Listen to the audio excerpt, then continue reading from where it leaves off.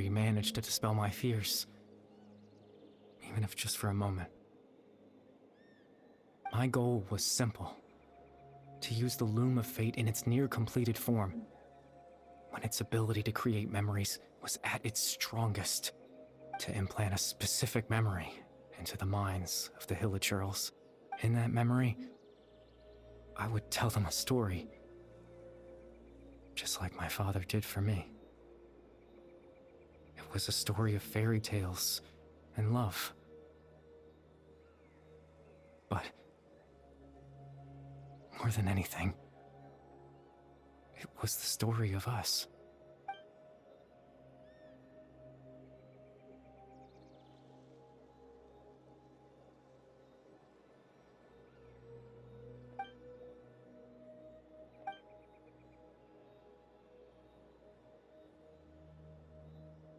I can't change the world. Not when I lost the very right to exist within it. Implanting those memories, that was the most worthwhile thing I could offer.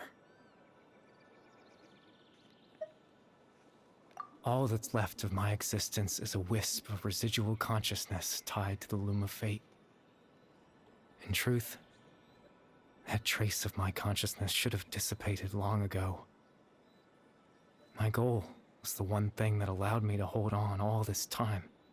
But now, the bedtime story is finished. And it's finally time to rest.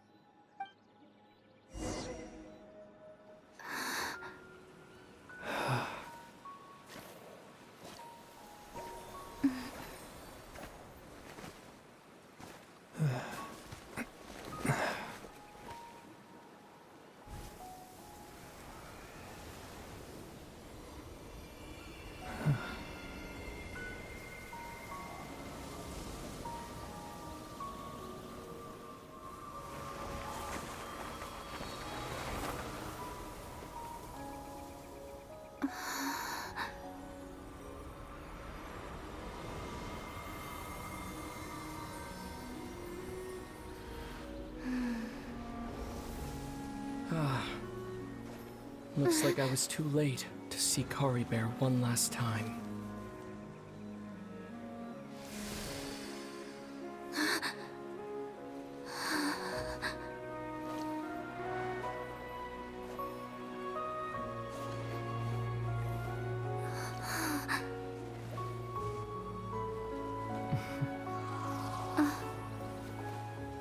Kari Bear's consciousness is gone, and this space will soon disappear along with it. Neither of us belongs here. That's why we're not tangible. Were that not the case, I'd love to hug you too. Well, how about a conversation?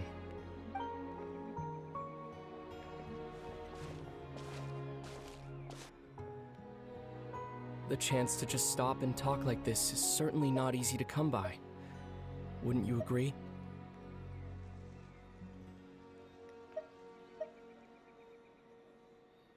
That battle earlier was tough. The one against Dane, I mean.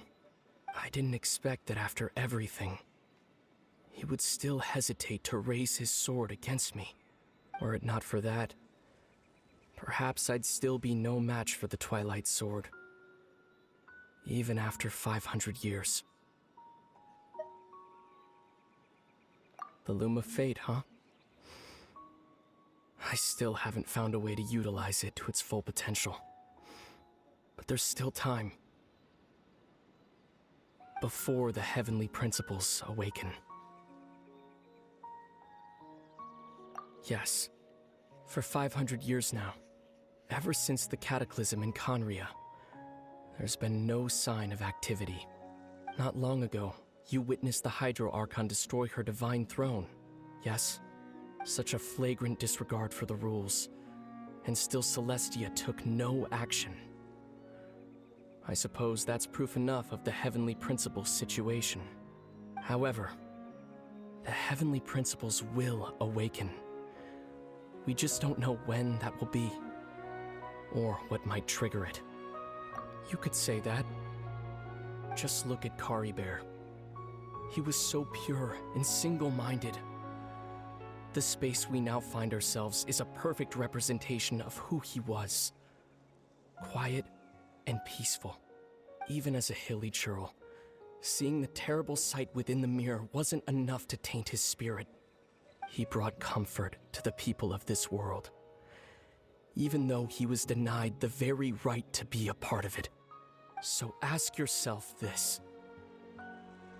Who was it that deprived him of that right to exist? Of course, that's only one example. My feelings about the heavenly principles are too complicated to explain in just a few words.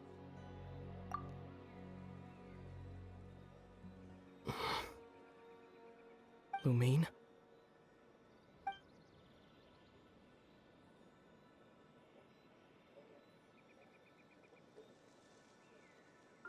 You're the only one in this world who calls me that. There's so much I wanted to ask you. But for some reason, I'm not interested in asking those questions right now. There's just one thing I have to ask. One thing I could never understand. Why? Why can't we continue our journey together?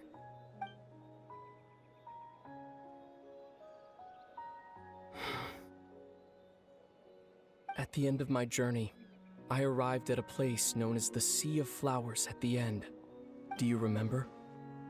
A long time ago, when we traveled between worlds together. You told me you wanted to find a place in the universe where that one flower was in full bloom. To have a place like that suddenly appear before me? Well, would you think of that as a coincidence? You mean? I miss you too, Lumine. But as this war continues to rage, and as I continue to seek that final answer, I don't even know how to face myself sometimes. Let alone my own sister. What's going on? This space has lost its tether. I doubt it'll be able to exist much longer. In fact, aside from our ability to physically interact with each other, there's something else you should know about this space. With Kari Bear gone, we won't be able to remember anything that happened here. Everything in this space will be wiped from existence, including all memory of our reunion. You're only telling me this now?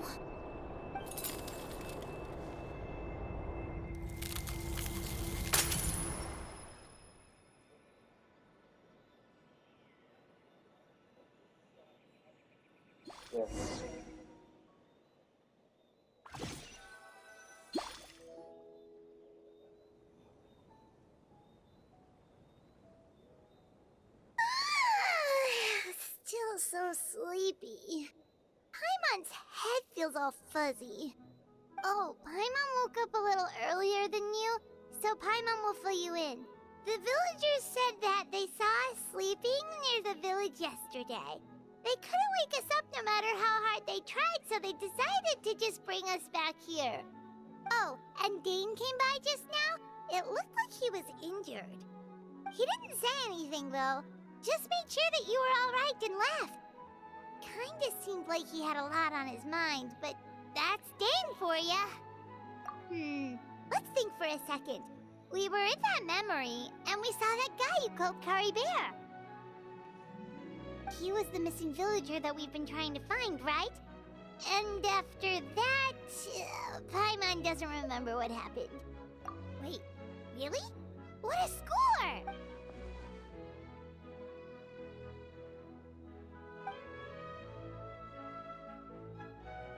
Well, what happened after that?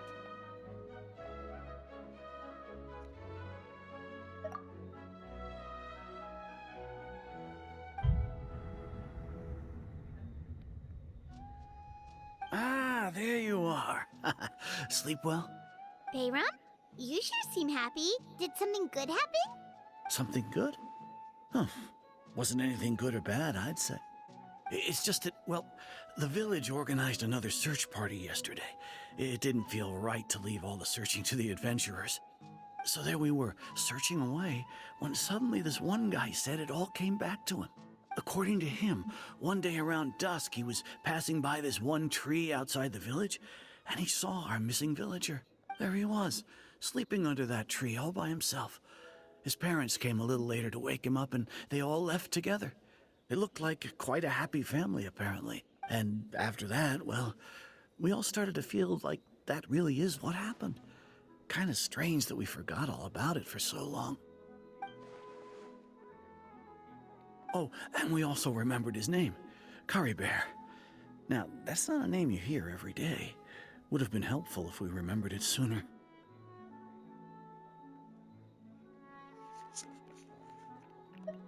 Well, I hope he's happy wherever he is, and we're all relieved now that we know what happened.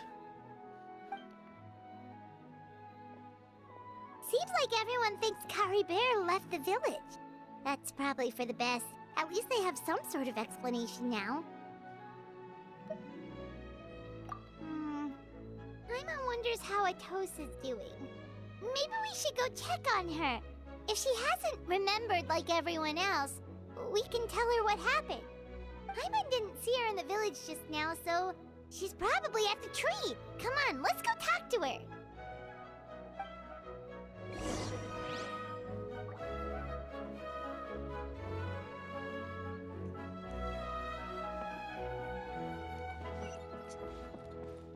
Behold!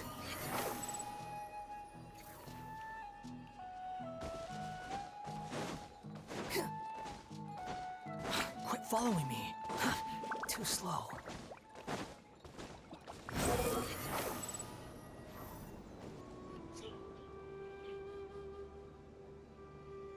Hey,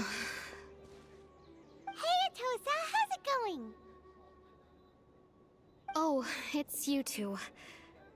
I was just about to go looking for you. I wanted to thank you. I was part of the search party, so I remember what happened to Kari Bear now. Honestly, I just can't believe I forgot something so important.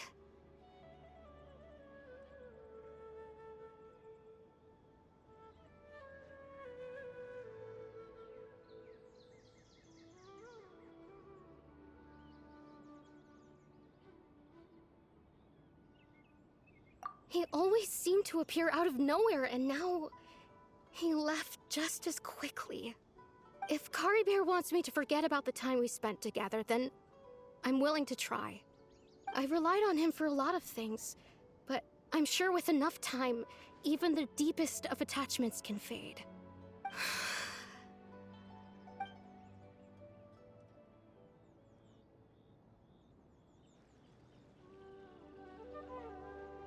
Okay, I'll admit, I'm just putting on a brave face. I was dumped, wasn't I? Otherwise, why would he just leave like that without saying goodbye?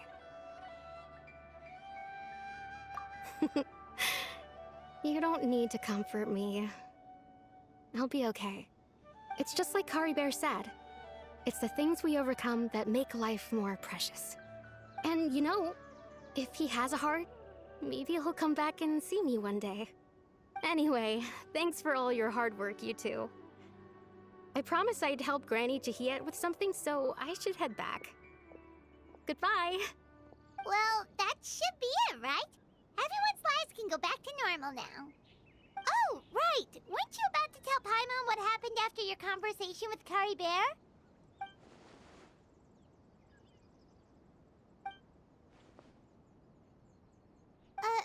A picture? Where'd that come from? Let Paimon see!